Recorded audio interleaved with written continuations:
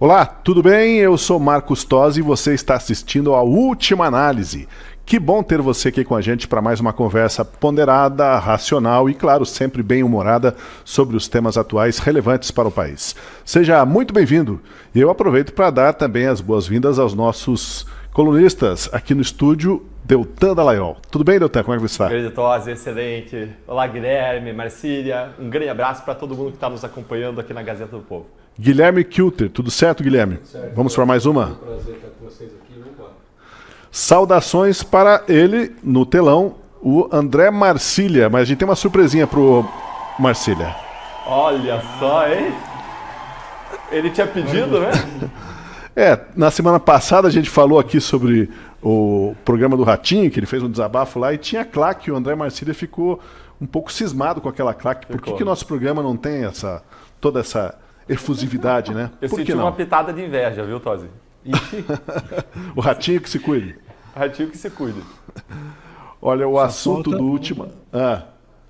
Só falta aquele o xaropinho, não é? Aquele boneco lá do Ratinho. Talvez possa brotar aí da sua bancada, Tosi, um xaropinho na próxima edição. Vamos incrementando aqui o nosso última análise. Ana Maria Braga, daqui a pouco. O Guilherme Kilter parece que já se voluntariou ali para fazer o papel do Xaropinho, para imitá-lo, é isso? quem é Xaropinho. Não é da geração, não é da... É outra geração. Outra geração. Depois faz uma pesquisa então, Kilter. O assunto do último análise de hoje é a visita de David Gamble ao Brasil. Gamble, e o nome dele é curioso, né? Porque em inglês significa jogo. Ele é chefe interino da coordenação de sanções do governo Donald Trump. A visita do funcionário do governo norte-americano foi noticiada com grande destaque pelo deputado Eduardo Bolsonaro, que está empenhado em conseguir a ajuda dos Estados Unidos na luta contra o que alguns chamam de juristocracia, ou apenas ditadura do judiciário no Brasil. De acordo com as informações da embaixada americana, contudo, o Gamble está aqui no país para discutir ações voltadas ao combate ao crime organizado transnacional, ao tráfico de drogas e ao terrorismo.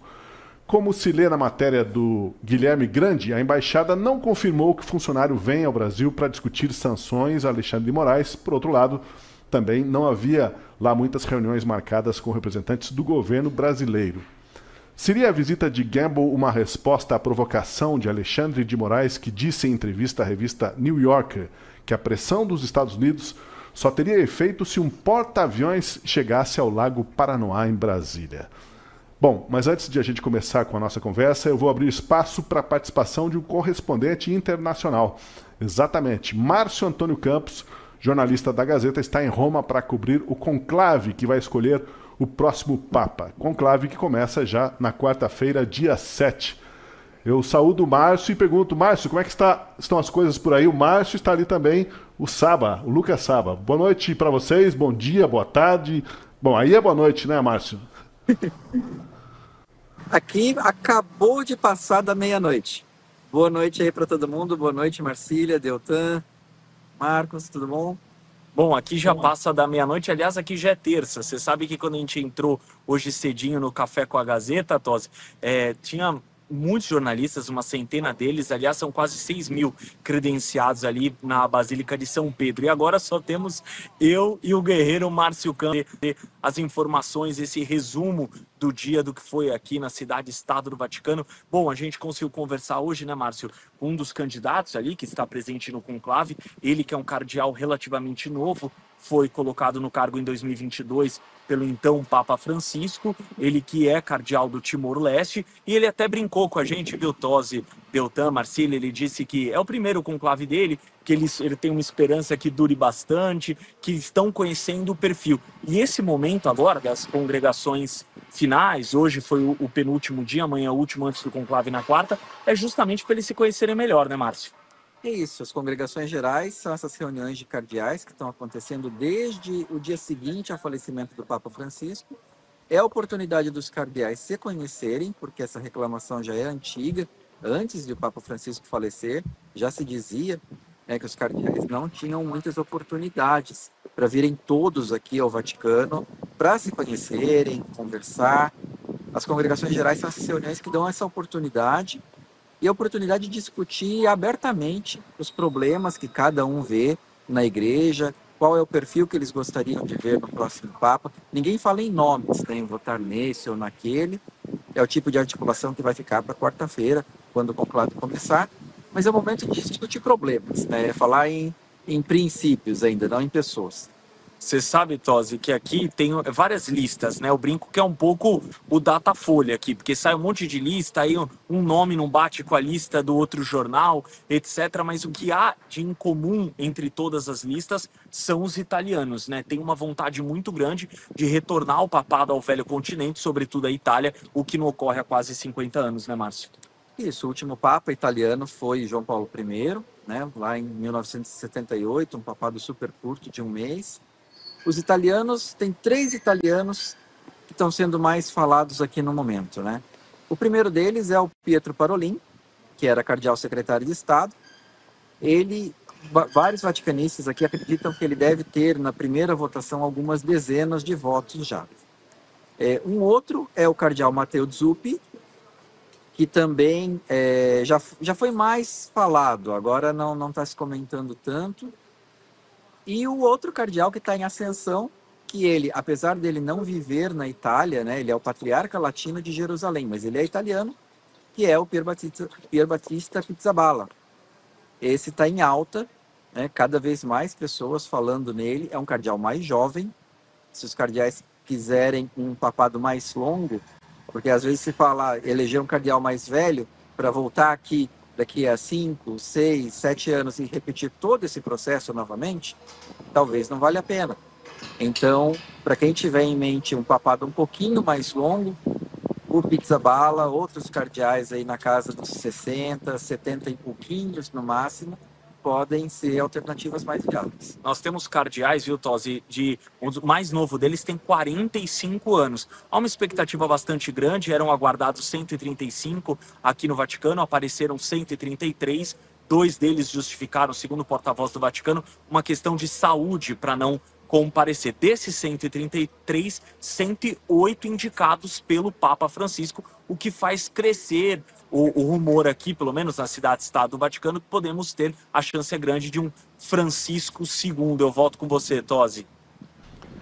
Bom, obrigado ao Márcio e ao Lucas Saba, os nossos correspondentes da Gazeta lá em Roma, e o trabalho de vocês todo pode ser acompanhado na Gazeta do Povo, né, diariamente, esse processo de escolha do Papa, e também no YouTube, nos programas ao vivo da Gazeta. Obrigado, bom trabalho para vocês e bom descanso, né? Tá na hora de tirar aquela cesta, né? Porque tem que acordar cedo amanhã, não?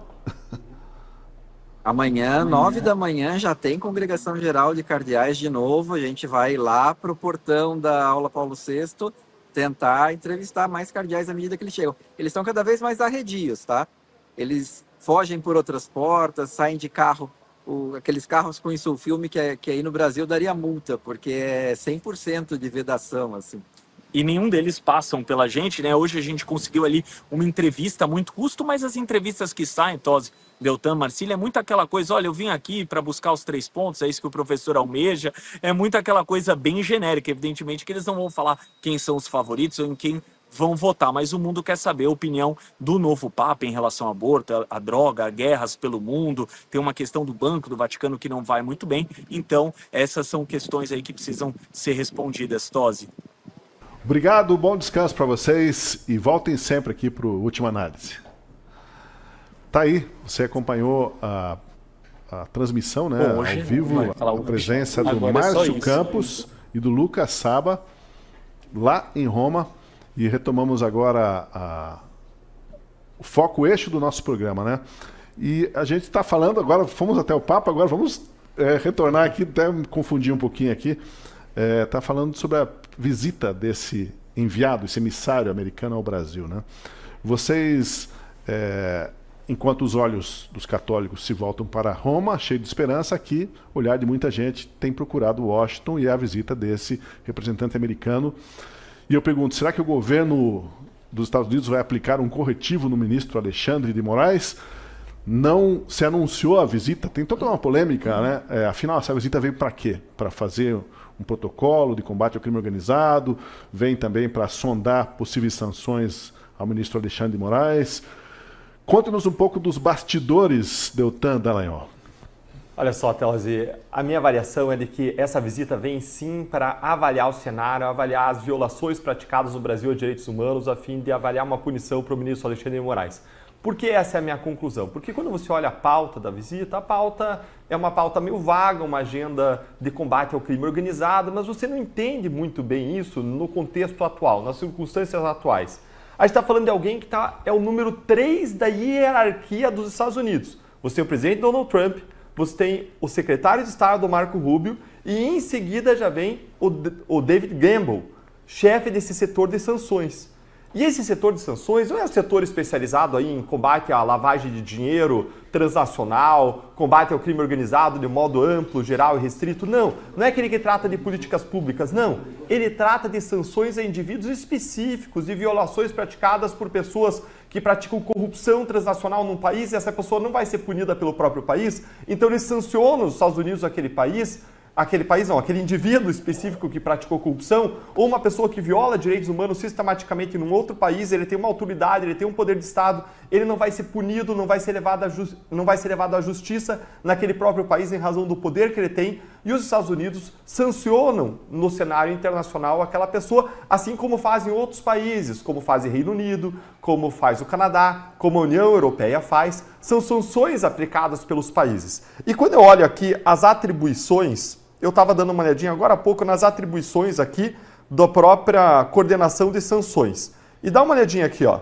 Funções típicas: desenvolver e recomendar regimes de sanções contra governos, organizações ou indivíduos envolvidos em terrorismo, proliferação de armas, violações de direitos humanos, corrupção e agressões militares. E nem na época da Lava Jato você teve alguém desse grau de hierarquia vindo para o Brasil discutir repressão à corrupção internacional, a lavagem de dinheiro internacional. A gente não teve nada parecido com isso. Nem na época da Lava Jato, em que a gente tinha uma cooperação internacional muito estreita com os Estados Unidos para punir as empresas que se envolveram nos grandes esquemas transacionais. Ou seja, se tinha um momento para vir alguém discutir repressão a crime de modo mais geral, era aquele. E nem naquele momento veio um número 3 dos Estados Unidos para discutir isso. Então, toda movimentação que essas altas autoridades fazem, elas são sempre contextuais. Você tem que entender qual é o contexto, qual é a razão que justifica. E a gente tem evidências de que esse governo americano é um governo que tende a punir Moraes. Existem várias evidências, a gente vai falar isso ao longo do programa, mas lido o contexto, eu não vejo como interpretar essa vida do David Gamble que não seja no contexto de avaliar uma punição concreta em relação ao Alexandre de Moraes. É claro que no momento que eles vêm, eles divulgam uma pauta oficial, eles não vão colocar isso na agenda oficial, porque isso seria constrangedor, geraria embaraços diplomáticos. Mas, como divulgou a própria CNN, que fez um levantamento junto a autoridades americanas e brasileiras, a prioridade número 1, não estou falando da 2, da 3, não estou falando que é uma prioridade, não. A CNN apurou que a prioridade número 1 do americano vindo ao Brasil era justamente conversar com a família Bolsonaro para avaliar sanções ao ministro Alexandre de Moraes. Bom, Guilherme Kilter, a gente sabe que quem é próximo do governo Trump, quem está inclusive morando lá temporariamente, o deputado federal Eduardo Bolsonaro, ele tem tido reuniões, tem foto com esse Gamble junto com o presidente Trump também. A gente sabe que ele faz essas articulações por lá, né? Sim. Mas houve muitos desmentidos aqui, dizendo que não é nada disso, o pessoal do Bolsonaro aí está viajando, né? Sim. Sempre aparecem os especialistas em assuntos internacionais de última hora, né? Dessa vez foi o pessoal do UOL que tentou desmentir o Eduardo Bolsonaro, falando que não tem nada disso, não tem nada oficializado. Mas tem algo que eu aprendi fazendo faculdade de Relações Internacionais e conversando com alguns embaixadores, diplomatas, é que a diplomacia nunca é feita com comunicações oficiais, nem com agendas oficiais. A diplomacia verdadeira é feita na conversa que ninguém grava, que ninguém registra, que ninguém marca. Ali que é feito, de fato, as negociações, os acordos, e as conversas oficiais servem para registro, para que o mundo veja. Tanto é que a ONU teve que investir, depois da Assembleia Geral, várias Assembleias Gerais não se chegar a consenso nenhum sobre assunto nenhum, eles tiveram que investir na criação, na construção de uma sala separada, sem câmera, sem microfone, sem nada, para que os diplomatas pudessem discutir os assuntos de forma não registrada, não oficial, e são nessas conversas que, de fato, existe acordo entre as partes, que é quando se fala os verdadeiros interesses. Muitas vezes um diplomata, uma pessoa representando determinado país, um secretário de governo, um secretário de Estado, não pode falar oficialmente qual é o interesse do país em determinada pauta. Da mesma forma que esse representante, o David, não poderia vir ao Brasil e falar: olha, meu interesse é sancionar o Alexandre de Moraes, um ministro da Suprema Corte. É claro que Isso não é uma hipótese viável em lugar nenhum do mundo, em hipótese alguma. Então é claro que a agenda oficial precisa constar motivos oficiais, uma tratativa com Itamaraty, com o Rio Branco, com o governo Lula sobre algum assunto, e é isso que eles emitiram para nós. Agora, tudo começou no final de semana com a postagem do Eduardo Bolsonaro, falando que tinha um furo, que viria para o Brasil essa comitiva, que conversariam com o presidente Bolsonaro e o Flávio Bolsonaro sobre sanções ao Alexandre de Moraes. E aí a gente viu muita especulação sobre essa fala do Bolsonaro, porque, claro, é um ente interessado, faz parte da família, é filho do presidente. Mas aí hoje de manhã veio a CNN falando, não, olha, de fato nós confirmamos com fontes do governo norte-americano, e é isso mesmo, o motivo não oficial para a vinda do David e dessas mais pessoas do governo Trump é para discutir sanções ao Alexandre de Moraes e não a segurança pública ou sanções ao Comando Vermelho, ao PCC, o que for. Então a gente teve uma terceira fonte, né, não interessada nas partes, confirmando essa informação. A gente viu agora há pouco, saiu agora há pouco até na Gazeta do Povo, o Flávio Bolsonaro falando que não se reuniu com o David, se reuniu com outra pessoa do Departamento de Estado lá dos Estados Unidos, de sanções, não falou com o David especificamente e falou oficialmente também que não conversou sobre esses assuntos, mas ninguém garante que fora das câmeras eles possam ter conversado sobre Alexandre de Moraes e principalmente as violações de direitos humanos. A gente pode entrar mais nessa parte depois, mas acredito que vai ser a brecha na lei americana para aplicar as sanções aqui ao Alexandre de Moraes. Pois é, o pessoal governista ou alexandrista, né, está tentando dizer que essa movimentação, essa articulação do Eduardo Bolsonaro lá nos Estados Unidos seria uma ação, um crime de lesa pátria. Aí eu pergunto para o Marcília, essa articulação do Eduardo Bolsonaro, Marcília, ela é legítima do ponto de vista político? Ela é legal também do ponto de vista jurídico? Qual a sua avaliação? Não, com certeza é legal, não faz nenhum sentido a alegação de que isso seria lesa pátria. Primeiro que uma sanção contra o Moraes, se for lesa pátria, eu preciso achar que o Moraes é a pátria. Eu acho que nem ele próprio ainda se acha a pátria. Eu acho que ele próprio tem essa noção de que ele ainda não é a própria pátria. Então, e mesmo que fosse, ele não está sendo lesado, né? Tem muita gente lesada ali no entorno, né? Mas não nesse sentido. A gente precisa entender que você fazer articulação política e costura política chama-se política. Isso não pode ser crime. Senão a gente precisa criminalizar a própria política. Não importa que política você faça. Não importa contra quem você faça a política. Se você não gosta dessa política, você não vote nessa pessoa mais. Ponto. É assim que a política se resolve. Então, se essa articulação é inadequada para algumas pessoas, ótimo. Por isso que a gente tem candidatos de direita, de esquerda, que são pró, contra Moraes, pró, contra STF. A variedade, a diversidade de pensamentos ideológicos está ali dentro do Congresso representada justamente para que as pessoas tenham diversas visões a respeito de um mesmo assunto, de um mesmo objeto. Vai ter gente que vai fazer costura para que para que essas sanções não sigam adiante, vai ter gente fazendo costura para que as sanções sigam adiante. Isso é o jogo político. Se a gente criminalizar isso, a gente passa a não viver mais uma democracia. Agora, a respeito dessa vinda desse emissário norte-americano, bom, se não revelar o que ele realmente veio fazer, se isso era uma estratégia, essa estratégia furou a partir do momento que isso foi noticiado. A imprensa noticiou, não foi apenas um post do Eduardo Bolsonaro. Saiu no Poder, saiu na Gazeta, saiu na Oeste, saiu em tudo quanto é lugar, saiu na CNN, toda a imprensa noticiou. E não noticiou apenas o Bolsonaro disse, noticiou, olha, há fontes aqui de que isso vai acontecer, de que as sanções virão por meio desse emissário. Então, se era uma estratégia ele vir em segredo, essa estratégia furou. É preciso ser dito. E depois desmentir fica estranho, porque aí ficam desmentidas todas as pessoas que estavam dizendo que isso aconteceria. Então, dizer que ele não viria por essa razão deixou muita gente também numa situação desconfortável. Muita gente da direita, que em tese seria representada ou que teria interesse nessa questão. Ficou esquisito essa história. A própria imprensa disse uma coisa, depois disse outra. Ninguém soube muito bem dizer se era barrigada ao dizer que ele viria para sancionar o Moraes, depois não sabia se era barrigada de quem estava dizendo que ele não viria para sancionar o Moraes. Uma grande parte da imprensa fez isso, a gente não está falando de um ou outro veículo, e, portanto, isso também nos leva a crer que a própria imprensa fique ensaboada, que a própria imprensa, às vezes, escorregue no sabão, não só as redes sociais, como as autoridades gostam de dizer. Às vezes, a própria imprensa entra em algum tipo de narrativa que não é verdadeira. Uma ou outra tipo de imprensa entrou nessa narrativa. Precisamos dizer, houve grande imprensa dizendo ele vem para sancionar Moraes e teve grande imprensa dizendo ele não vem para sancionar Moraes. Alguém está errado. E se alguém está errado, a gente não pode também tomar a imprensa como o oráculo que as autoridades gostam de dizer em contraposição às redes sociais, que seria um ambiente tóxico. É preciso fazer também essa crítica em relação a isso. Agora, do ponto de vista prático, se ele vem para sancionar o Moraes, se ele não vem para sancionar o Moraes, se ele vem para falar de drogas, seja para o que ele vier, é bom. Porque se vier para também tratar das questões referentes aos nossos problemas aqui com tráfico, bom, é um problema importante para a gente também. Nós não temos aqui no Brasil um problema só. Nós somos uma fauna de problemas, então que venha para o que for. Até porque é bom que se diga que para se sancionar o Moraes ou qualquer autoridade brasileira, não precisa vir aqui. Você não precisa de uma visita presencial para isso. E as notícias sobre o que acontece no Brasil, elas já estão lá nos Estados Unidos, e as sanções a respeito, as possíveis sanções a respeito do Moraes, não nasceram agora.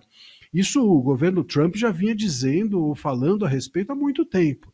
Então, se é para sancionar, essa sanção vai acontecer independente de ser verdadeira ou não a notícia de que ele veio para isso, e vai acontecer independente ou não dessa visita presencial ter acontecido. Então, a gente está tratando aqui de uma visita, mas a sanção a autoridades brasileiras não é dependente exclusivamente dessa visita. Mas é legal a gente analisar isso, porque tem todo um contexto aqui que envolve estratégia política, né? Olha como as estratégias políticas da direita, às vezes, elas vão para um lado e depois vão para o outro, como há ruídos em relação a isso. É interessante a gente ver como a própria imprensa descredibiliza, muitas vezes, quando a fala é da direita, quando a direita que conta que coisas vão acontecer, e como nós temos aqui uma polarização também em relação a essas sanções norte-americanas. Até pouco tempo atrás eram só uma fantasia de bolsonaristas, agora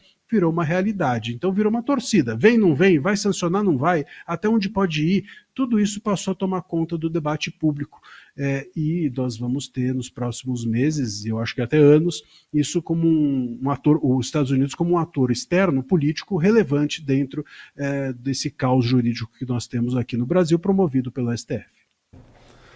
De fato, o que ficou visível aí foi uma tentativa de esvaziamento da importância dessa visita, né? Alguns veículos de comunicação, como disse o Marcílio, embarcaram nessa campanha de esvaziamento, de dar menos importância a esse fato.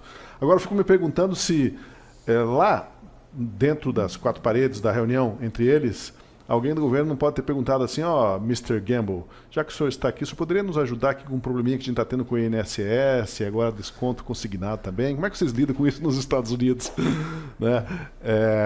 O Brasil vai nos surpreendendo com esses escândalos agora, realmente o volume de dinheiro em empréstimos consignados, né, não autorizados, que vem aparecendo no noticiário. Talvez não seja a pauta da conversa deles, mas, né, seria uma sugestão, né, já que estão preocupados com a visita do americano e vão tratar de outros temas que não sejam as sanções, quem sabe poderiam pedir alguns conselhos sobre como lidar com esses desvios milionários. Bom, ainda dentro do que perguntei para o Marcília, eu queria saber de vocês o seguinte. Na semana passada nós falamos em patriotismo. Depositar esperança numa intervenção, pressão dos norte-americanos é algo que se choca com essa ideia de patriotismo? Ou, nesse caso, realmente se encaixa aquela frase de que o patriotismo é o refúgio dos canalhas, no sentido assim, de que pega o patriotismo para falar assim, não pode fazer isso, não pode chamar os americanos para colocar pressão sobre as nossas instituições, como se o Alexandre de Moraes fosse uma instituição. Guilherme Kilter. Veja, Tosi, eu não acho que depositar esperança no governo americano e qualquer outra medida política seja o caminho. Claro que, partindo para um lado mais idealista e cristão aqui, a nossa esperança está sempre em Deus. Eu carrego uma frase na minha vida que você deve trabalhar como se tudo dependesse de você e orar como se tudo dependesse de Deus. Então a gente tem que fazer tudo que está ao nosso alcance para impedir esses abusos aqui dentro do nosso país. Seja chamar uma manifestação para a rua, seja discutir CPI, seja discutir impeachment, seja fazer pressão nos senadores, seja acampar na frente da casa do ministro, o que for. A gente precisa achar os caminhos aqui dentro do nosso país, até porque historicamente o Brasil mudou de rumo com o povo brasileiro se manifestando, se fortalecendo, indo para a rua, fazendo a sua vontade conhecida. Eu vejo que dificilmente a gente vai ter uma mudança de rota no Brasil se o povo não acordar, não for para a rua e não pedir mudanças. Agora, é claro que uma situação como essa a gente nunca viveu antes no Brasil, uma ditadura da toga, né? Onde o mais alto grau do poder judiciário passa a se tornar um poder abusivo. Então a gente não tem mais a quem recorrer. Quando a última instância, o último grau é o abusivo, é aquele que detém todo o poder, a quem você vai recorrer? Não tem mais a quem recorrer. Vai para a primeira instância, vai para a segunda instância, não tem. Então não adianta. É claro então que essas soluções de vir de fora pode ser uma ótima escapatória. A gente ir para a Corte Interamericana de Direitos Humanos, a OEA, sanções do governo Trump, são saídas, e por que não? Eu vejo como uma forma legítima, já que a gente tem muitos brasileiros exilados nos Estados Unidos, né?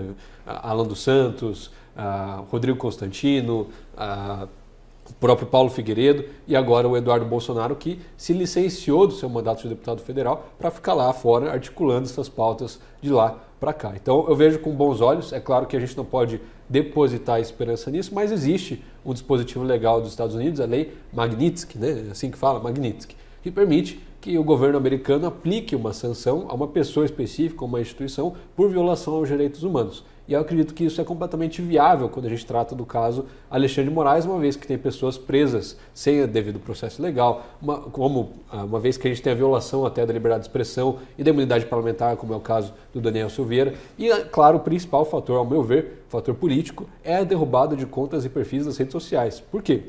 Se a gente lembrar bem, o Elon Musk entrou forte na campanha do governo Donald Trump para impedir abusos ditatoriais contra as empresas americanas internacionalmente. E a gente tem aqui no Brasil, vale lembrar, o maior número de usuários do WhatsApp, o segundo maior número de usuários do Instagram, um dos maiores públicos também do Facebook. Então aqui é um mercado muito importante para essas empresas de tecnologia americanas. A gente viu também no começo do ano agora o dono da Meta, do WhatsApp, do Instagram, do Facebook, o Mark Zuckerberg, se pronunciando, dizendo que vai aderir às políticas do Trump e conta com a ajuda dele para impedir os avanços sobre a liberdade de expressão em redes sociais no mundo inteiro. Então, ao meu ver, essa é a principal preocupação deles. Os avanços contra a liberdade de expressão, os avanços contra os direitos humanos, e provavelmente eles vêm aqui para discutir isso. Acredito sim que pode vir alguma coisa de bom nesse sentido. Não é um órgão internacional como é a OEA, a Corte Interamericana, que tem uma burocracia muito maior, processos muito mais difíceis de acontecerem. É um governo soberano e a gente tem visto que o Trump está corajoso, está querendo mostrar força, está querendo mostrar poder agora nesse começo de mandato. Então quem sabe não seja a hora também de mostrar que ele está apto a fazer o que for preciso para defender as empresas americanas no exterior. Assim, o patriotismo envolve uma devoção ao país, um amor ao país, um amor à nossa identidade nacional, aos símbolos que nos unem, à nossa cultura, aos nossos ideais nacionais. E quando a gente olha para a situação atual, a gente vê uma situação de violação sistemática dos nossos ideais, do que está previsto na Constituição, das nossas regras, da nossa cultura sistematizada em regras constitucionais. A gente vê uma violação do nosso pacto comum mais básico, que é a Constituição. O que a gente busca ao recorrer à punição de Moraes é a restauração desse pacto, é a proteção do povo brasileiro, é a proteção dos seus ideais, é a proteção do nosso acordo mais básico contra quem abusa dele, contra quem abusa do seu poder e não só viola regras, é pior do que isso, faz as pessoas sofrerem. Basta ver os vários casos, não é só a Débora Santos, tem uma senhora também com 65 anos, uma série de problemas de saúde, que se encontra presa, condenada a mais de 15 anos de prisão, perigosíssima ela, bisavó, avó, mãe, debilitada, com estado de saúde grave na penitenciária e que é mantida presa por Moraes. Então, os abusos sistemáticos praticados por Moraes, cerceamento da liberdade de expressão, prisões sem acusação, penas desproporcionais, buscas e apreensões são ficha expedientes, violações ao devido processo legal, parcialidade da justiça, antecipação da condenação, agilização do processo que vai demorar 1 ano, quando o do Collor demorou 10 anos para condenar Collor por corrupção, caso gravíssimo esse sim do Collor. Então tudo isso que a gente vê são violações às nossas regras básicas, é uma violação contra o nosso povo, é algo que faz o nosso povo sofrer. Então, na verdade, quando você luta contra abusos, você está aí protegendo a sociedade, protegendo a Constituição, protegendo o povo. E isso é uma afirmação do patriotismo em vez do contrário. Uma alegação que alguém poderia fazer seria dizer, não, isso aí é americanismo, isso aí é complexo de vira-lata. Não, não é. A justiça hoje ela é cada vez mais global. Martin Luther King, lá na luta pelos direitos civis americanos em meados do século XX, ele dizia que uma ameaça à justiça em qualquer lugar é uma ameaça à justiça em todo lugar. E conforme houve um amadurecimento aí dos países, a globalização, cada vez mais países vão determinando sanções que não é que eles vão aplicar essas sanções fora do país, isso não poderia, isso seria uma violação da soberania, mas eles vão aplicar sanções dentro do seu país e hoje, como a economia é globalizada, isso acaba tendo efeitos globais, mas isso é perfeitamente legítimo.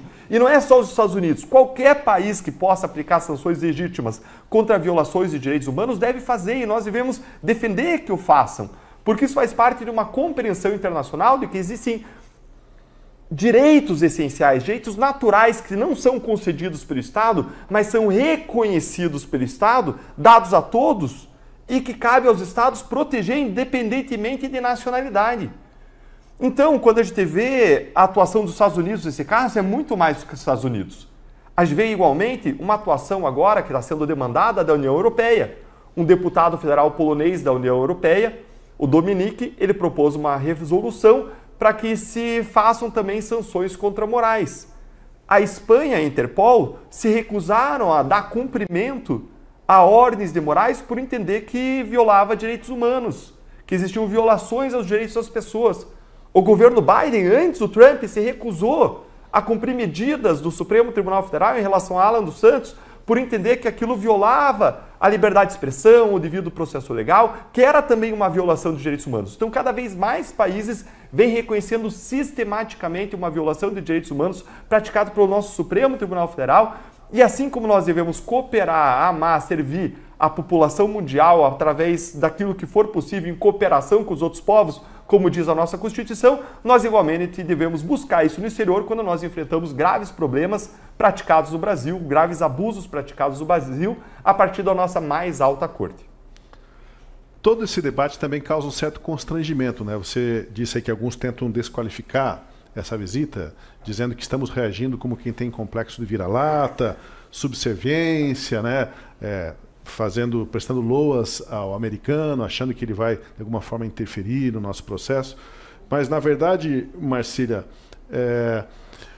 causa um pouco de constrangimento e de vergonha a gente estar sujeito a esse tipo de discussão na arena internacional, né? Porque dá a impressão que o emissário americano está visitando a Venezuela e o Maduro está falando, não, nós só somos amigos, não há problema. É um paralelo parecido com a situação brasileira, né? Tentando esvaziar a missão dele e, ao mesmo tempo, deixando a muitos brasileiros envergonhados, porque, ainda que não oficialmente, a missão, a visita dele, tem como um dos propósitos verificar até que ponto que estão se corrompendo, se abusando das liberdades no país.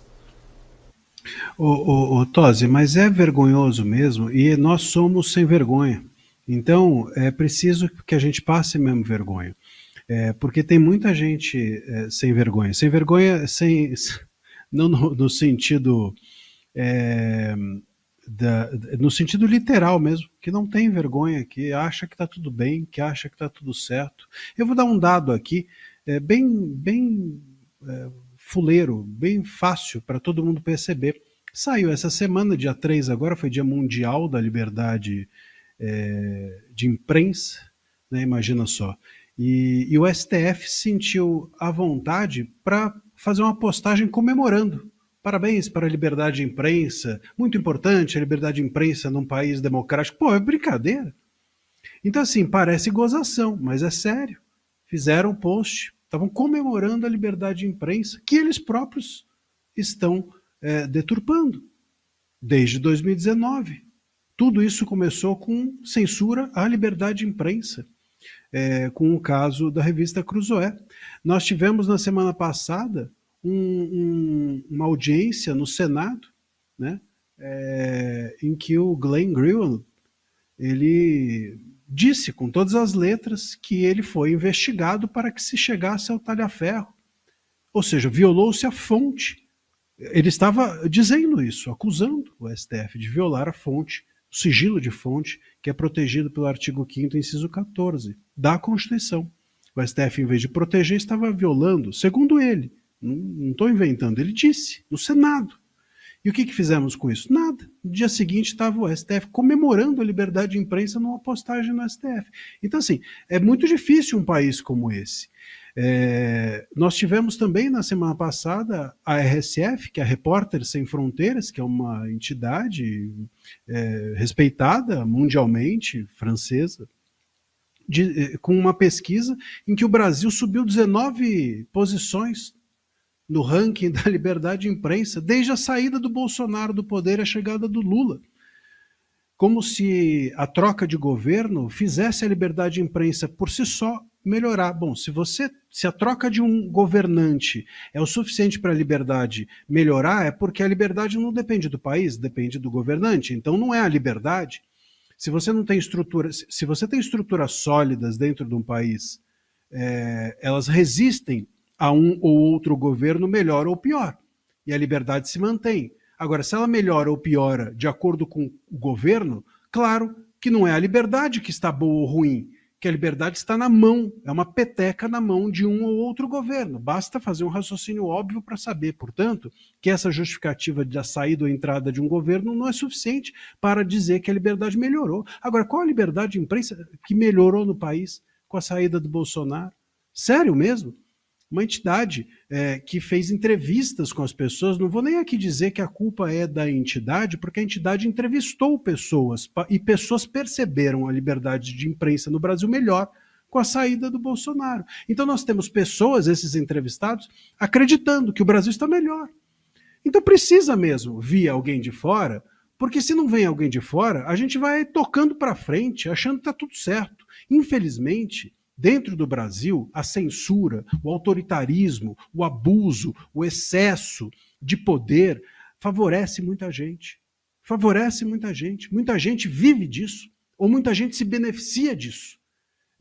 Então, fecham-se os olhos, os cegos veem todo o azul da vida, porque eles interessa. Interessa a eles enxergar aquilo que, embora o outro esteja ali com fome de liberdade, se para ele está dando lucro, tudo bem, vamos bola para frente, está tudo certo. Então o brasileiro ele não tem vergonha, porque a sua moralidade, como a gente estava falando lá, o seu patriotismo, a sua visão do que é nação, a sua visão do que são os valores, é algo que depende se eu estou ganhando ou não, depende se me favorece ou não, se favorece a minha visão política, a minha visão ideológica. Então precisa mesmo. Às vezes a gente precisa aqui de um choque, né? Não é nem um choque de ordem, é um choque de realidade. Alguém de fora chegar e falar assim, meus caros, vocês estão aqui na lama, vocês estão aqui chafurdando-se na lama do autoritarismo, ninguém está contando isso para vocês, então precisa a imprensa internacional como a Economist fazer 14 posts para a gente ter coragem aqui de falar do assunto, a grande imprensa, precisa vir um emissário de fora para a gente ter coragem de abordar o assunto, precisa vir um jornalista como o Glenn, que é um jornalista também estrangeiro, vir aqui para contar para a gente o que deve ser a liberdade. A gente infelizmente precisa mesmo de estrangeiros, porque a gente não dá conta aqui de segurar um país infelizmente, dentro dos valores democráticos que deveriam segurar qualquer país. A gente não está muito diferente da Venezuela. A gente aqui só não tem o Maduro, mas a gente tem um monte de gente que somadas dá o Maduro. Marcília falou algo importante ali, né? Que está sendo preciso que esses estrangeiros, as pessoas de fora, apontem os problemas e coloquem isso na pauta do dia para o país, porque se fosse depender simplesmente do filtro que se aplica no Brasil, em muitos veículos de comunicação, inclusive, está tudo no mundo cor-de-rosa, né? Então, quase que quer se enganar a população ou colocar um véu sobre os problemas e tocar adiante. Mas essas vozes de fora, vozes importantes, têm servido para abrir os nossos olhos. Não? Vocês concordam com essa linha? Sim, me lembra muito aquela história do sapo na panela com água quente, né? Vai fervendo, fervendo, fervendo, o sapo não repara que a água está esquentando e morre com a água fervendo. Então, eu vejo isso acontecendo no Brasil. Gradativamente, a Suprema Corte foi se excedendo sua interpretação da Constituição, e um ministro ou outro se destacou mais. Entre eles, claro, o Alexandre de Moraes, que aplicou todas essas condenações, essas penas e prisões absurdas. Então, de fato, quando até a comunidade internacional está dando sinais, a imprensa internacional, o governo americano, o governo Trump está mandando emissários para cá, é porque algo de errado não está certo, como diria o bordão nas redes sociais. Então, a gente precisa analisar de forma muito crítica o que nos levou a chegar até esse ponto e o que a gente pode fazer para impedir isso. A gente tem bons parlamentares, bons deputados, senadores de oposição aqui no Brasil, que têm feito um trabalho muito bom, mas andorinha sozinha não faz verão, a gente precisa de uma maioria. Ao meu ver, o que a gente pode fazer do nosso lado aqui no Brasil? A gente ainda tem eleições, ano que vem vai ser um ano importantíssimo. Nós precisamos colocar senadores que não têm rabo preso no Supremo Tribunal Federal. Pessoas com coragem e capazes de enfrentar um Supremo Tribunal Federal que se excede e um ministro Alexandre de Moraes que viola constantemente os direitos humanos. A gente tem aqui Deltan Dallagnol, que faria esse papel muito bem lá no Senado e com certeza desempenharia um ótimo papel lá dentro. Como a gente tem outros possíveis senadores nesse sentido também, Marcel Van Hatten, por que não outros que têm coragem de falar dos abusos do STF, entrar lá e de fato fazer a diferença. Ao meu ver, esse é o caminho democrático, como Marcília falou aqui, nós precisamos resgatar esse aspecto democrático, mas claro, por que não levar o povo para a rua já, desde agora, pedindo a volta da democracia, pedindo a volta da liberdade. Claro que essa pauta da anistia ela é muito importante, a gente tem várias famílias afetadas, várias pessoas presas sem o devido processo legal, com penas absurdas, penas de traficantes, penas de homicidas, que não conseguem mais ter acesso aos seus familiares, às suas famílias, mas a gente ainda precisa que isso seja amplamente divulgado, amplamente manifestado, para que o povo venha para a rua, senão a gente não vai ter diferença nenhuma. Infelizmente, a grande maioria dos senadores não tem coragem de enfrentar o Supremo Tribunal Federal, porque tem algum processo lá anexado, porque está na mão deles para ser julgado, enfim, não tem coragem de ser essa voz. A gente tem bons deputados que têm feito esse papel também, mas a gente precisa da maioria. A democracia se faz com a maioria e é isso que a gente precisa fazer em 2026, colocar representantes no Senado, mas desde já, ao meu ver, mobilizar a população e colocar a gente na rua para ver um cenário diferente. Pegar uma deixa do que você falou e jogar para o Deltan. Em médio prazo, digamos assim, essa seria uma das soluções, né? Colocar mais gente conservadora no Senado, que possa botar pressão, aumentar a pressão contra esses abusos cometidos no Judiciário. Mas, em curto prazo, eu pergunto para o Deltan, a gente está nessa situação de depender ou de ter esperança da pressão vinda dos Estados Unidos, porque de alguma forma, estamos desacreditados de que daqui de dentro é que não vem solução alguma mesmo. Porque se você recorre para o Supremo, o próprio Alexandre vai rever uma decisão dele, né, ou não tem mais a quem recorrer. Estamos com esse problema, na verdade, também institucional, de descrédito das instituições e até do devido processo legal aí, que deu um nó nesse processo legal, que o Alexandre de Moraes se colocou como a última palavra, né, e dali não passa, dali ninguém mais, só recorrendo para Deus mesmo. Sim, então existe hoje uma descrença das pessoas das instituições, porque as instituições elas estão capturadas. Hoje o Supremo, que se colocou até na palavra de um dos ministros que queria empurrar o Supremo como poder moderador da nação acima dos demais, ele se colocou na prática, de fato, na realidade, como superior a tudo e todos no Brasil. O Supremo, ele capturou o Congresso Nacional e capturou como? Por meio do foro privilegiado. Hoje, ai de quem quiser desagradar o Supremo. Essa pessoa pode ser perseguida, calada, ter sua imunidade parlamentar violada, como tiveram Nicolas Ferreira, Marcel Van Hatten, sofrer buscas e apreensões vexatórias que foram pescarias probatórias, como sofreu o Carlos Jordi, como sofreram outras pessoas alinhadas com o Bolsonaro. Essas pessoas podem ter seus processos correndo, julgados em um ano, como Daniel Silveira, quando o Collor teve seu processo ao longo de 10 anos julgado. Então, nós vemos 2 pesos, 2 medidas. E nós vemos o Supremo Tribunal Federal mandando recados que ai de quem for favorável à anistia, e eles começam a sugar processos que estavam em outras instâncias para as instâncias superiores, coincidentemente ou não, em relação a manda-chuvas do cenário político, que dão as cartas do cenário político no momento de anistia, mandando recados na imprensa toda hora. Isso é abuso de poder, claro, e nisso ele cooptou um Congresso Nacional. Ao mesmo tempo, o Supremo está em lua de mel com o presidente da República, com a presidência. E ele capturou a presidência. Hoje se fala que você não tem mais um presidencialismo de coalizão com o Congresso em que o governo governa com o Congresso Nacional. Não. Hoje o governo, a presidência, governa sim com o Supremo. Quando ele não consegue alguma coisa no Congresso, ele corre para o Supremo, bate na porta, a ponto dos ministros se reconhecerem e acharem que nesse momento eles estão muito expostos, segundo eles falaram, para alguns dos seus porta-vozes na imprensa. Então, o governo não consegue resolver o problema da desoneração da folha de pagamento, recorre ao Supremo Tribunal Federal. Eles não conseguem nomear que eles querem para as estatais, eles batem lá na porta do Lewandowski, conseguem uma liminar, nomeiam quem eles querem, e depois, quando o Supremo vai julgar isso, eles veem que tem uma maioria contra o governo, o Toffoli vai e coloca uma solução de meio termo, dizendo, mantém quem já foi nomeado lá. Então, o governo não consegue gerenciar as emendas parlamentares, porque o poder começa a se concentrar no Congresso, ele retoma por meio de decisões do Supremo Tribunal Federal. E manda investigar aí deputados, senadores a dedo, e manda tocar inquéritos ou não, conforme a conveniência política, para investigar o tal do orçamento secreto.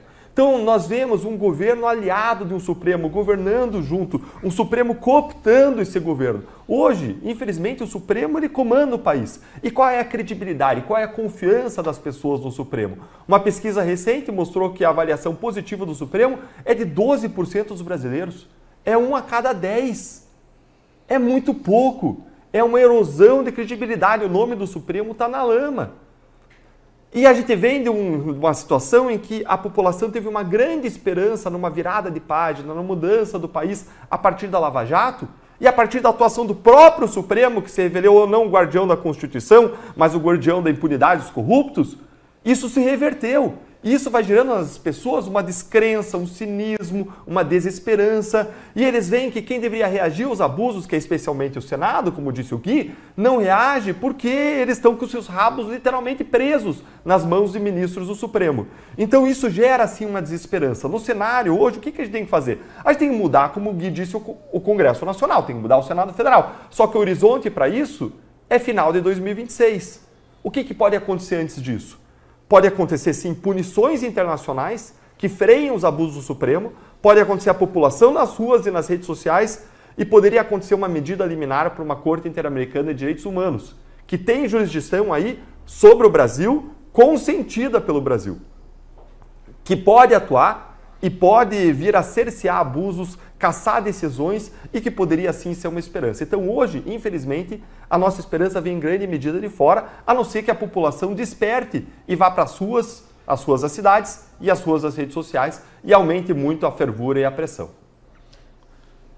Marcília? Olha, Tosi, eu não acho que uma medida de fora... Veja, o que a gente está pensando quando a gente fala uma medida de fora? Né? Eles não vão chegar com tanques aqui de guerra, como foi dito, né? Um porta-aviões lá no lago de Brasília.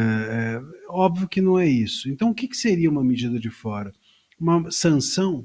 A sanção ao Moraes, ela tem uma efetividade relativamente limitada, né? Porque, claro, não dá para você, por exemplo, a lei Magnitsky, ela tem a possibilidade de punição para empresas podem chegar a atingir o Moraes, empresas estrangeiras, mesmo fora do território, né? Tem essa possibilidade. Então, sei lá, você usa um banco norte-americano aqui no Brasil, você pode ter a sua conta prejudicada mesmo fora do território, porque aquela empresa é uma empresa americana atuando aqui. Mas vamos lá, se um banco norte-americano chegar a punir dentro do território brasileiro um ministro da Suprema Corte, é óbvio que isso vai dar um baita de um rolo gigantesco dentro do país.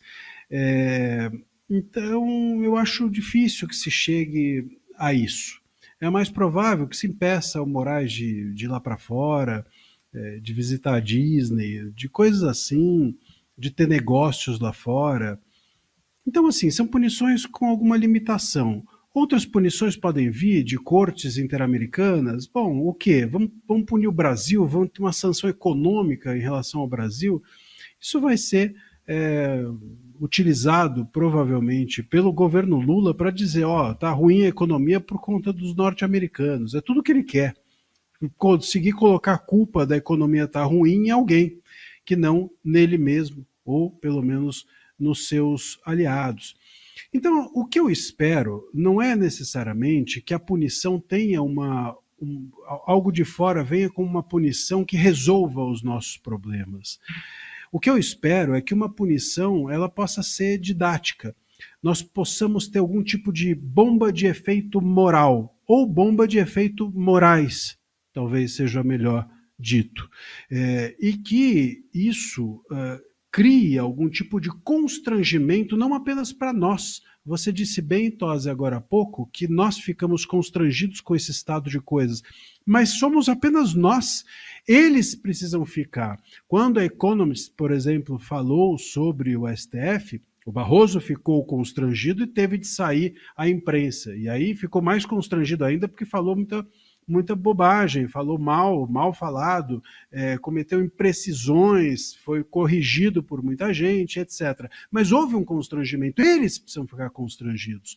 E eu acho que a visibilidade ou a visibilização do estado caótico de autoritarismo e censura dentro do país é o que vai trazer essa visibilização, é o que pode resultar em algum tipo de constrangimento dos ministros e que pode eventualmente fazer ou com que eles recuem ou com que os senadores e os nossos parlamentares se juntem em torno desse tema com um pouco mais de inteligência estratégica. Eu sempre digo e tenho repetido, nós temos bons senadores, um mau Senado, bons deputados, um mau parlamento. E nós precisamos ter um bom parlamento e um bom Senado, inclusive do ponto de vista institucional, inclusive nas cadeiras de presidência dessas casas, para que algo efetivo ocorra. Então, me parece que é isso. Uma sanção de fora possa dar visibilidade para o Brasil ser um case de censura, isso aparecer na imprensa internacional, o STF se sentir constrangido e parar um pouco de achar que é o rei do Brasil. Ou para que os senadores se juntem e entendam que eles não podem ser o bobo da corte dos reis do Brasil. Pois olha, esperar uma solução dos Estados Unidos seria como esperar o retorno de São Sebastião? Quanto de preguiça há nessa esperança? Eu trocaria também a palavra por preguiça por uma outra. O povo brasileiro está um pouco desacorçoado, né? A expressão popular. Então há um certo desacorçoamento da população, né? Então esperar essa pressão de fora é também um retrato desse desânimo do brasileiro diante dos fatos, vou citar novamente aqui, do escândalo do INSS, do roubo de aposentadorias e pensões de velhinhos, até onde que a gente pode chegar, né? O que você me diz sobre esse desacorçoamento? Você é familiarizado com esse verbo, desacorçoado? Não, todo dia eu venho aqui nesse programa e aprendo alguma coisa com vocês. Seja um personagem do programa antigo. Interior, É verdade. Isso é verbo do interior. Pronto, tá aí.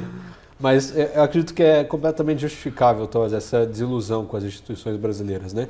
Eu posto nas redes sociais e tudo que a gente faz de denúncia, de processo, o pessoal não acredita que vai dar certo. Então, denunciei a corrupção dos anões do Ministério Público. Que bom, mas não vai dar em nada. Processamos a Janja por improbidade administrativa por conta de suas viagens, isso aqui. Legal, parabéns, mas isso daí não vai terminar em punição nenhuma. Então, o povo brasileiro já não acredita mais em instituição alguma, seja no Ministério Público, seja na primeira instância, seja no STF. Já não há mais nenhuma esperança de que as instituições no Brasil funcionem como deveriam funcionar. Por quê? A gente vê a impunidade à solto no Brasil. A gente tem um condenado, um corrupto, um ex-presidiário no cargo mais alto, na presidência da República. O que você pode esperar de cargos menores, de autoridades menores, digamos assim, em termos de autoridade, do que ele?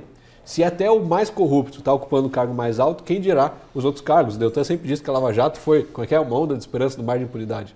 É perfeita essa frase. Porque de fato a gente vive num mar de impunidade, onde os corruptos estão à solta, roubam, não acontece nada. A gente está vendo agora esse caso do INSS, que pelas notícias de hoje não é mais de 6 bilhões de reais roubados, é 90 bilhões de reais roubados até agora, considerando só o ano de 2023. Ou seja, quantos anos eles passaram impunes, roubando dinheiro de aposentados e sem sofrer punição alguma. Só agora estão sendo investigados e há quem duvide que isso vai resultar em alguma prisão, em alguma condenação, porque a gente sabe que quando chega no STF, aí só Deus sabe quando vai ter alguma punição, quando será julgado, quiçá se vai ter algum recurso ou se de fato vamos chegar a essas vias desse processo. Porque a prioridade, claro, é o julgamento do Bolsonaro por golpe de Estado, né? Corrupto, bandido, traficante, vagabundo, a gente deixa para depois. O importante é condenar aqueles que ameaçam a nossa democracia, aqueles que têm um discurso forte nas redes sociais, tem que derrubar essas páginas, tem que derrubar a imprensa, tem que derrubar o Oeste, tem que derrubar a Gazeta do Povo,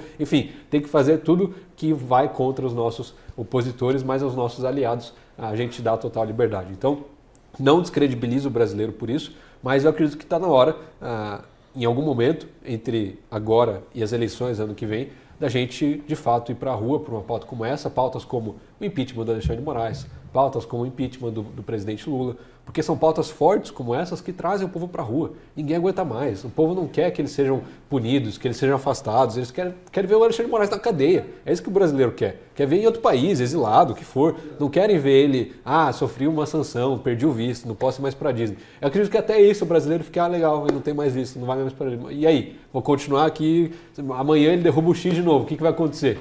Talvez ele seja impedido de entrar em Lisboa, lá em Portugal. Nossa, parabéns, eu não vou para Lisboa nunca, não vou para os Estados Unidos nunca porque o dólar está R$6. Então eu quero que esse cara saia de lá.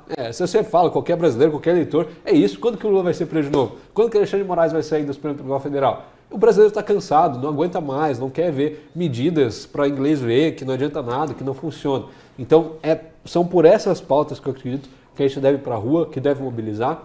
Outros temas são importantes, claro, anistia, enfim, os presos do 8 de janeiro devem ser soltos, estão presos ali sem o devido processo legal, mas são essas pautas que de fato movem o brasileiro e é por elas que a gente deve lutar e representar.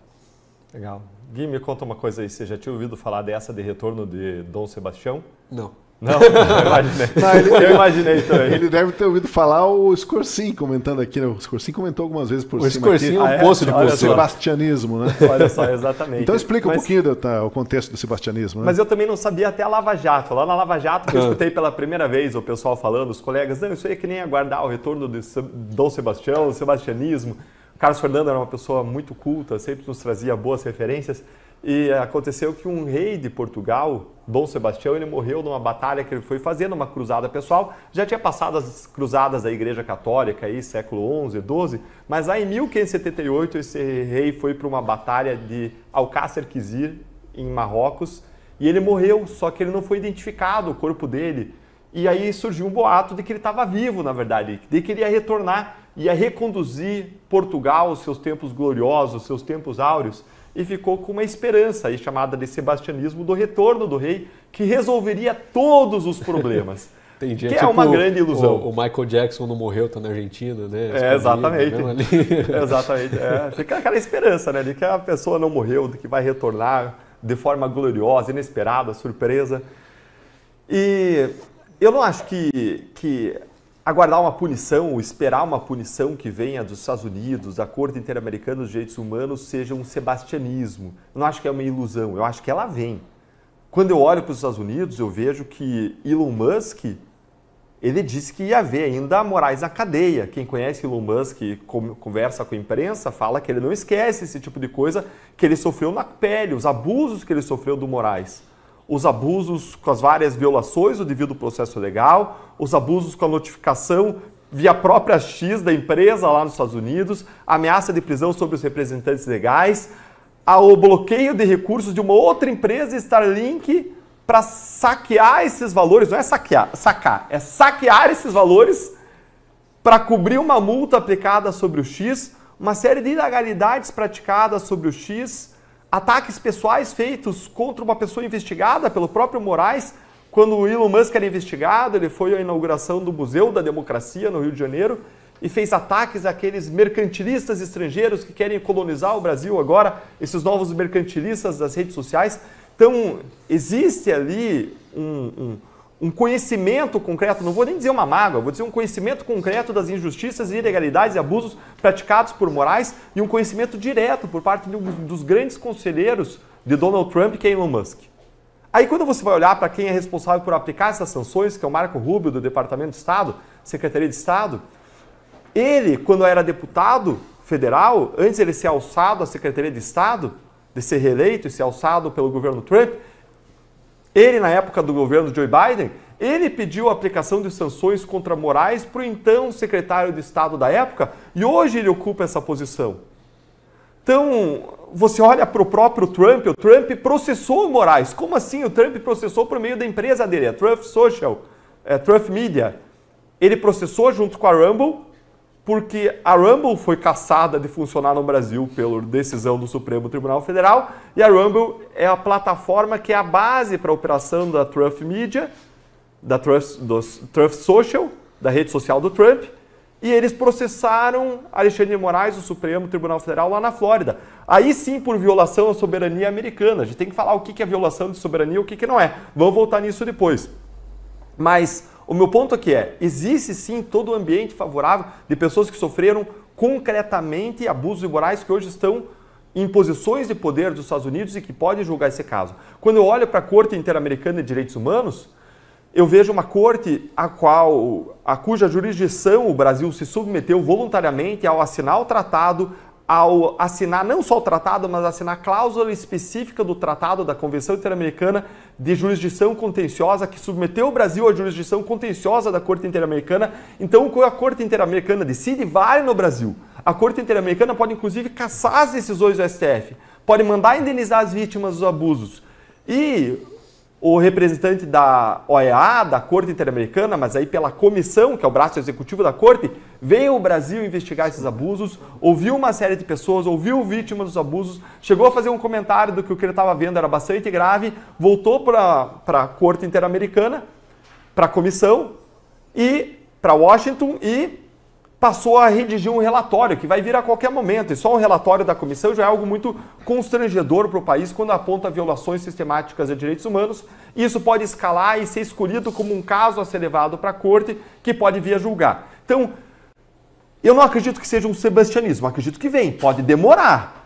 Corte Interamericana às vezes demora 10 mais anos para julgar um caso. Mas eu acredito sim que vem. E acredito que é o que a gente pode fazer agora de concreto por meio de articulações políticas que não dependam de uma ebulição popular. Eu torço que essa ebulição popular venha, porque é justa. As pessoas estão cada vez mais cansadas. Existe não só um dano, violações concretas a pessoas específicas, direitos humanos, mas é muito mais do que isso. Você vê uma economia no rumo do abismo, você vê uma segurança pública mal gerida, uma visão de bandidolatria. Então a gente caminha cada vez mais para uma efervescência popular que eu espero que chegue para que as pessoas inundem redes sociais e redes das cidades com seu clamor por mudanças. E isso sim muda, isso faz Brasília tremer. Mas até lá o que a gente tem é articulação para que aconteçam sanções que podem não ser a solução para todos os males, mas eu acredito que impacta sim a vida concreta dos ministros e pode levá-los a frear abusos, porque as punições são prometidas não só para Alexandre de Moraes, mas para todos aqueles que colaboram com Alexandre de Moraes na prática dos seus abusos. Delegados, outros ministros e pessoas que venham a concorrer com essas práticas. E agora, Marcília, se o Moraes experimentasse do próprio veneno, né? Ele andou caçando aí, retendo o passaporte de pessoas, impedindo pessoas de viajarem, né? Porque estão sem o passaporte. De repente, tiram o visto dele para os Estados Unidos. Isso deve doer, né? Deve causar um certo constrangimento, como a gente comentou aqui, dos mais intensos para quem está acostumado a tirar esse direito dos outros. De repente vem o governo americano e caça o visto dele. Como assim? Não vai mais poder ir para Nova York, para Disney, como disse o Dallagnol? Fora desacorçoado, que é muito utilizado, estamos aqui em São Paulo, no interior. Meu pai é do interior de São Paulo, de Brotas, cidade daquele cantor Daniel, que era uma cidade ótima de se ir, não tinha ninguém. Hoje é um inferno por conta disso daí, tem rafting, enfim, inventaram tudo, não dá mais para entrar na cidade, mas, enfim, O fato é que desacorçoado eu escuto sempre escutei muito do meu pai. E outra coisa que se fala também muito no interior é que a vingança vem a cavalo, no sentido de que vem galopando, vem rápida. E isso acontece, é do humano. Eu, no meu livro, Censura por Toda Parte, eu digo uma coisa que, na minha experiência como advogado, eu sempre observei, advogado lidando com liberdade de expressão, sempre observei que, no início, toda pessoa que é censurada se sente constrangida. É um constrangimento, você tem vergonha de dizer que foi censurado, é como se tivessem arrancado de você algo que você sempre entendeu que tinha direito, e realmente você tem direito. E te arrancam e você fala, opa, então não tinha? Você fica meio abobalhado com a situação e envergonhado. Mas, com o tempo, o ridículo que inicialmente está com quem é censurado passa ao censor.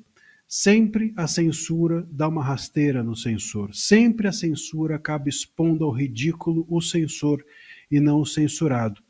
E a gente não tem como dizer que o ministro Moraes não agiu dentro do ambiente da censura, não dialogou com ela, não se refestelou da censura durante esses 6 anos de inquéritos do STF. Não só o ministro Moraes, mas ele, sobretudo, porque é ele quem assinou até hoje basicamente todas as decisões, porque a gente até hoje basicamente só teve decisões monocráticas nesses inquéritos todos. Então, vai chegar um momento em que esse constrangimento vai estar com ele, com o censor. E isso é assim, isso é natural que assim seja, e durma-se com um barulho desse, porque tudo que a gente faz, a gente precisa arcar com as consequências, é natural, toda a responsabilidade que você assume para o bem ou para o mal, para o certo ou para o errado, você precisa arcar com as consequências decorrentes daquilo. O ponto que as pessoas às vezes dizem assim, poxa vida,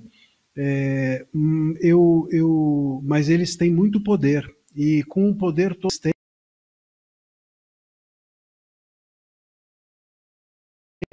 jamais eles vão sentir. Voltou. Você ficou congelado por um instante, Marcília, mas perdemos 2 segundos da tua fala. Tá bom. Não perderam nada. O que eu dizia é que o fato de você, do ministro estar exposto, ou de algum momento ele se sentir constrangido pela censura, é algo normal que acontece com qualquer censor. Mas no momento em que isso ocorre, as pessoas falam assim, não, vai haver o STF e os ministros nunca vão se sentir mal, porque eles têm muito poder. E eu sempre digo isso também, aliás, estou publicando um artigo amanhã dizendo exatamente isso. O momento em que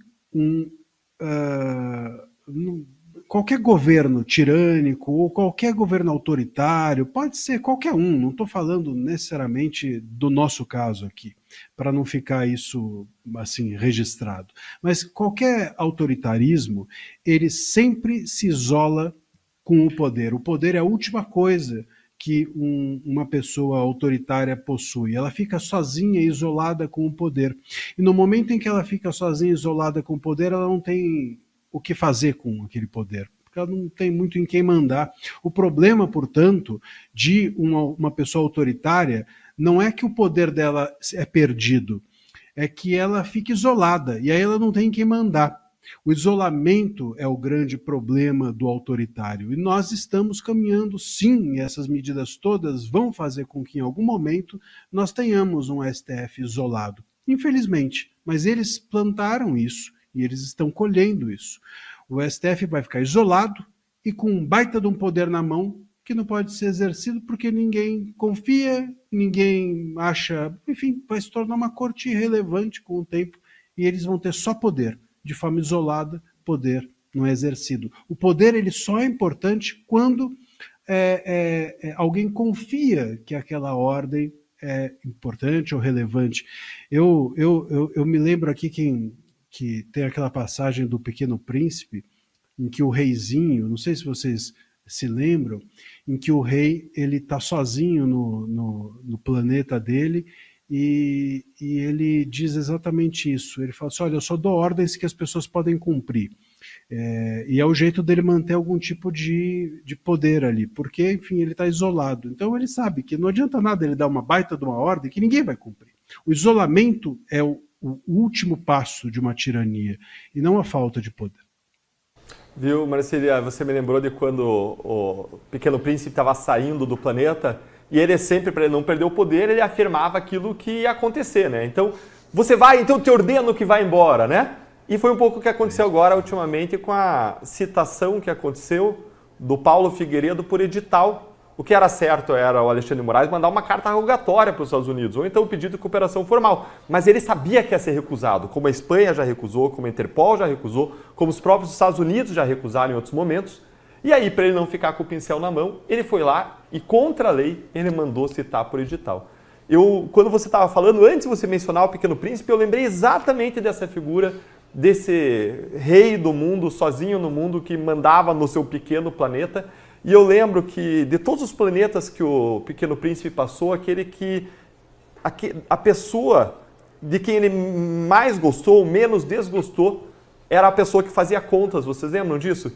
Porque ele disse que todas as outras eram focadas no seu próprio umbigo, eram narcisistas, eram pessoas autocentradas. E a pessoa que fazia conta podia estar fazendo algo inútil, mas pelo menos estava focado em algo fora de si próprio. A gente precisa evoluir. Se a gente for para algo inútil, ele já vai ser uma evolução, viu? Hoje a gente vê ali uma Brasília muito centrada em si própria. Ô, Deltan, só complementando, temos tempo, Tosi? Temos. Não, só complementando, até nesse artigo que eu publico amanhã, eu uso uma outra referência literária, que é um livro do Saramago chamado A Jangada de Pedra. E é interessante essa metáfora, o artigo chama A Jangada de Pedra do STF. O Saramago de... E estou travando de novo, vocês estão me ouvindo? Travou um pouquinho, mas vamos ver, continua aí, vamos ver se melhora. Travei, mas voltei. Nesse livro, A Jangada de Pedra, que eu deixo até hoje, vai ser a minha referência literária, ele conta a história da Península Ibérica, e ele fala o seguinte, que a Península Ibérica, porque não se identificava mais com a Europa, e Portugal ali na Península, ela se desprega da Europa e sai pelo mar. Então é isso, a Jangada de Pedra é a Península Ibérica, é Portugal, sobretudo, né? De onde é o Saramago, era. Então, eu acho que o STF é uma jangada de pedra. Como ele não se identificou com os valores do Brasil, eles criaram valores próprios e com isso se despregaram da Constituição, se despregaram de nós todos e foram por aí. Assim como a jangada de pedra do Saramago conta que Portugal acabou isolado, claro, você se despregou e acabou isolado no meio do mar. O STF também vai acabar isolado, se é que já não está totalmente isolado. Então, é isso. O isolamento é o fim de todo abuso. Já tivemos duas dicas literárias aí, o Pequeno Príncipe e a Jangada de Pedra. Eu posso dar uma referência outra do Marcílio, e não você tão já aproveita literária, também, aproveita. mais popular da minha época. O Thanos, quando a gente vê o Marvel, os Vingadores, a gente tem um careca também lá, a gente tem um careca aqui, a diferença é que um é roxo, o outro não, mas um careca que se isola, né, e para conquistar os seus objetivos está disposto a fazer o que for necessário, mesmo que isso signifique dizimar populações inteiras, planetas inteiros. Ele está ali para atingir os seus objetivos, mesmo que até isso signifique entregar a sua filha adotiva, né? Eu vejo que o Alexandre de Moraes também já ultrapassou essa barreira do aceitável, da importância da família, desse simbolismo dos direitos humanos, para atingir os seus reais objetivos, que é o poder a todo custo e a manutenção da democracia e do Estado democrático de direito. E acaba isolado. Acaba isolado.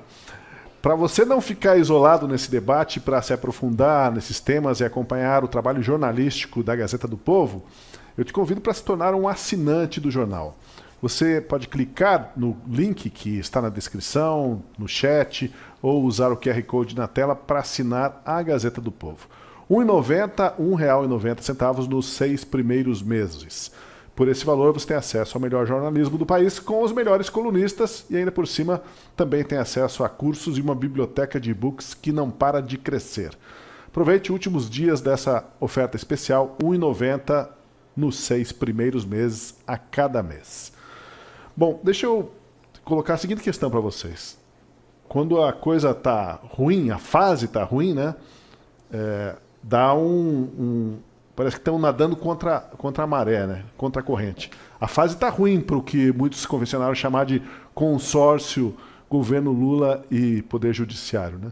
Só olhar o noticiário agora, e não é dessa semana, não é de hoje, né? Mas cada dia o noticiário acrescenta um episódio, uma situação constrangedora a mais. A fase está ruim mesmo, e vocês veem como esse governo e o Poder Judiciário podem reagir para inverter essa maré, ou a força da maré e dos fatos está muito grande no momento?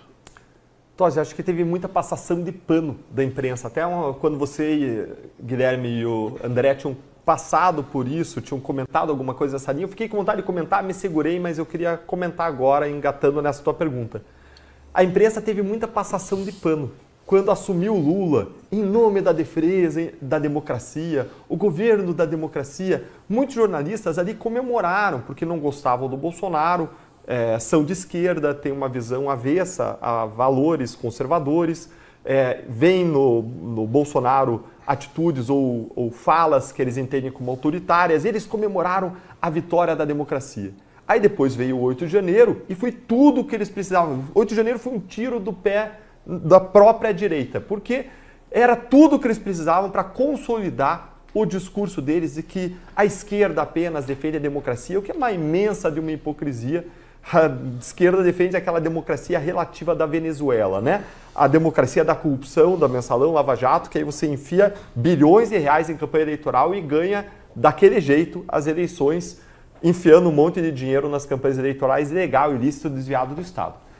E a imprensa, então, passou muito pano, e o Supremo desenvolveu, na época, uma teoria, que era a teoria da democracia militante.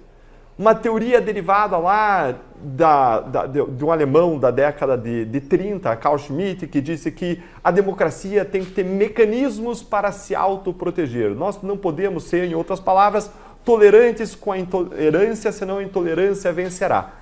Contudo, o próprio teórico em que se baseou essa visão da democracia militante, ele jamais defendeu que supremos tribunais ou tribunais normais utilizassem mecanismos ilegais ou inconstitucionais para defender a democracia. De lá para cá, várias constituições desenvolveram mecanismos constitucionais legais para defender a democracia. A gente tem todo um capítulo lá no Código Penal, praticamente, de regras criminais para punir atentados contra a democracia que devem ser usados na forma da lei. Nós temos na Constituição o Estado de Defesa, Estado de Sítio, mecanismos de proteção da ordem constitucional. Só que o que nós temos visto é uma série de violações sistemáticas à Constituição e à lei. O Supremo rasgou a Constituição e a lei para fazer algo a ferro e fogo, e ainda posam de defensores da democracia, quando um dos pilares da democracia é Estado de Direito, Império da Lei e defesa dos direitos. E eles posam de defensores da democracia, salvadores da democracia, de forma altamente hipócrita, porque qual é a ameaça à democracia que o Supremo estancou? Nenhuma! Se existia lá, se a acusação for verdadeira de que existia um suposto plano golpista, ele não foi executado porque as pessoas desistiram do plano, não porque houve uma intervenção do Supremo. O Supremo só descobriu tempo depois, salvou a democracia coisa nenhuma, só assumiu a pose de defesa, ele saiu na foto. É aquela pessoa que chega no final e sai na foto para dizer que estava lá, que trabalhou, mas não estava, não foi ele o responsável. Ele quis levar o crédito disso e posa de defesa da democracia, ao mesmo tempo que pratica uma série de atrocidades. A maior sistemática violação de direitos humanos que nós temos desde a ditadura militar é praticada pelo Supremo Tribunal Federal hoje. E a imprensa passou muito pano para isso, em nome da defesa da democracia. Contudo, o tempo foi passando, a gente está cada vez mais distante dos fatos do 8 de janeiro, as próprias pessoas da imprensa não estão mais vendo risco e os abusos do Supremo eles seguem sendo praticados de modo sistemático. E cada vez mais jornalistas vão caindo na real, vão percebendo os abusos, a ponto de um jornalista como o Matheus Leitão, que é o jornalista mais à esquerda, dele ter publicado uma coluna agora recentemente dizendo que foi um imenso erro a notificação do Bolsonaro na cama do hospital depois de 12 horas de cirurgia. O que não é só um erro, é algo desumano, cruel. Mas ele disse que foi uma das piores violações de direitos humanos do Supremo ao longo da história recente. E isso me chamou muita atenção, porque você vê cada vez mais editoriais saindo no Estadão, saíram vários, no Globo, vários colunistas passando a criticar. Você vê pessoas passando a criticar até na Folha de São Paulo os abusos supremos, a Folha publicando aqueles diálogos das mensagens que foram entregues por um whistleblower, aquelas mensagens trocadas do escurinho do gabinete do Alexandre de Moraes. Então, cada vez mais você vê a imprensa agora mudando de posição, até um pouco envergonhada às vezes. Até às vezes o Estadão dizendo assim, olha, algumas coisas se justificaram, mas os abusos estão acontecendo, nós precisamos nos posicionar contra. A imprensa um pouco envergonhada até. Então eu vejo sim essa mudança de maré que você mencionou, Tosi. Eu vejo. Agora a gente precisa mais do que isso. Eu, como cristão, acredito que nós precisamos sim ter fé, ter esperança, mas a fé desacompanhada das obras, ela é morta. Nós precisamos de ações para mudar essa realidade. Existe um ditado que é espalhado, existem vários países que diz o seguinte, Deus ajuda os audazes. A gente tem o Deus ajuda quem cedo madruga, né? E aqui no Brasil já ouvi a sorte e ajuda colabora com os audazes, coopera com os audazes. Mas tem esse ditado também, Deus ajuda os audazes espalhados pelo mundo. Eu acho que a gente precisa, para além da nossa indignação, converter isso em ação. Protestar, deixa o seu like, compartilha, manda o vídeo aqui no grupo da família, fala para as pessoas se posicionarem nas redes sociais, segue lá o Marcília, segue o Gui, segue outras pessoas que estão na mesma pauta, outros canais, outros veículos de imprensa, não é aqui, é comunhão de esforços rumo a um propósito. A gente precisa erguer a voz da nossa indignação até que fique alta demais para eles se fazerem surdos diante da indignação, diante do clamor que existe para que os abusos cessem, para que a gente vire a página, para que os direitos sejam restaurados, para que a gente retorne a uma verdadeira democracia no Brasil. Justiça seja feita, né, Deltan? A Gazeta do Povo, há muito tempo, desde os primeiros abusos, desde os primeiros momentos em que o Alexandre de Moraes e outros ministros pisaram fora da linha, a Gazeta tem essa coragem de apontar isso. E agora, episodicamente, pontualmente, os outros veículos também o fazem, mas a Gazeta já tem isso há algum tempo já, e você que acompanha, o próprio Marcília pode confirmar ou não isso que eu estou dizendo. Né? Sim, Tosi, e mais, a Gazeta faz isso não é porque é uma opção de mercado, porque existe um nicho de direita no mercado. A Gazeta faz isso porque a defesa acredita nisso. A Gazeta acredita nisso. Está lá na página de convicções, é um dos poucos jornais que tem página de convicções e é o mais detalhado. Você entra lá, você vê tudo que a Gazeta acredita e vê ela se posicionando sempre de forma coerente com aquilo que ela acredita. É um veículo de direita que tem prejuízo e que é sustentado pelos seus assinantes. E eu sou assinante da Gazeta há anos, porque eu quero que ela continue existindo, porque eu vejo ela representando a minha voz e eu acredito nesse espaço de defesa dos nossos valores, da nossa visão, dos nossos ideais. Vou fazer como se fosse um debate agora aqui no horário político-eleitoral. 1 minuto para cada um para suas considerações finais por causa do horário aí. Tá certo. Já estamos estourando o horário. Ô, Tosi, você comentou do conluio ali entre o governo Lula e o STF. Se a gente faz uma linha do tempo, rapidamente, para não me estender, a gente viu o STF soltando o Lula para disputar a eleição, o TSE sendo brando com a campanha do Lula e restrito com a campanha do Bolsonaro. Lula pode chamar Bolsonaro de genocida, Bolsonaro não pode chamar Lula de corrupto, derrubada de página, derrubada de imprensa, diversas outras coisas. Chega, Lula toma posse, ganha a eleição, toma posse, numa eleição muito contestada, o STF aperta cada vez mais o cerco. Vale lembrar na relação com o Congresso, Lula começa liberando emendas. Quando o Arthur Lira era presidente da Câmara, libera 6 bilhões em emendas, libera 8 bilhões em emendas. E o Executivo parece que sustentava no Congresso a base das emendas.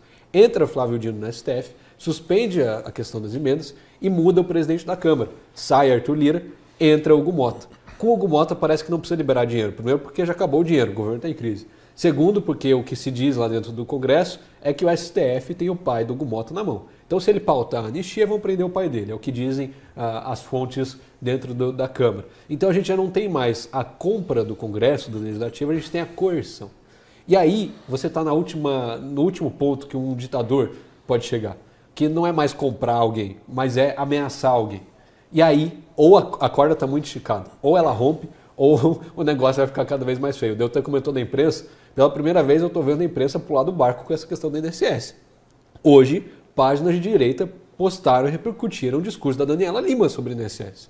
Algo chocante. Se você volta lá atrás no começo do governo Lula, quem mais passava pano era a Globo News e a Daniela Lima. Hoje, todas as páginas de direita postaram a Globo News e a Daniela Lima noticiando que o rombo do INSS saiu de 6 bilhões para 90 bilhões. Então, me parece que o governo está desgastado, está dependendo, está encostado muito no STF para fazer essas coerções e fazer as suas pautas avançarem. A gente tem que ver que fim vai ter isso, mas me parece que a corda vai romper. Deixa eu jogar a última provocação para o Marcília.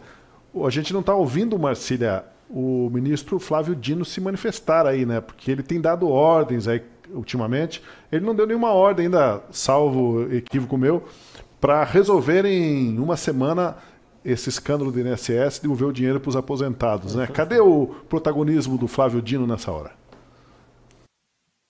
O protagonismo de ocasião, né? Acho que o STF ele age politicamente também em relação às pautas que são relevantes, né? Coloca na prioridade apenas o que importa a eles e então a urgência, todo o ativismo do STF está a serviço da política que eles fazem. Não tá, nem o ativismo do STF é sincero. Hoje o ministro Gilmar Mendes deu uma declaração dizendo que eles reagiram ao golpe por conta de um dever de ação para salvar a democracia. Ninguém acredita mais nisso. Todo mundo sabe que o ativismo do STF, assim como os inquéritos serviram para blindar os ministros, o ativismo serve para eles ativamente influenciarem na política nacional. Agradeço a você que esteve com a gente todo esse tempo, agradeço aos nossos colunistas, até a próxima e convido você a acompanhar sempre a Última Análise das 7 às 8h30 da noite, de segunda a quinta-feira, e a reprise às 9h30 da manhã. Obrigado, até o nosso próximo encontro.